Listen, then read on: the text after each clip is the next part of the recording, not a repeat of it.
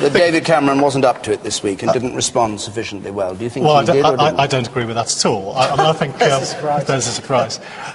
Look, I mean, the key is I don't actually accept that any newspaper proprietor today is a kingmaker in the way they perhaps were 20 or 30 or 40 years ago.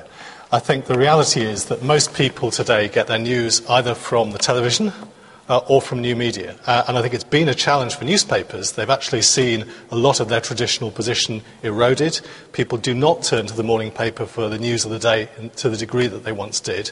And the reality is ownership of a newspaper does not convey with it the political power that it perhaps did decades ago. So why did you choose Andy Coulson as his press advisor?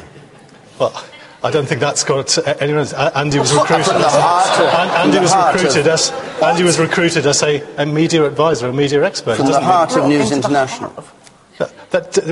We have currently a head of communications who's from the BBC, who is a broadcasting expert. And the reality is, you want somebody who is working with you on the media to have a good understanding of the media, and that's what we recruit. You would do yourself a favour, your party and your government a favour, if you just had the humility to say, when Andy Coulson, who was the News of the World editor when many of these revelations were happening, was brought into Downing Street by David Cameron just made a terrible, catastrophic mistake. He just got it wrong.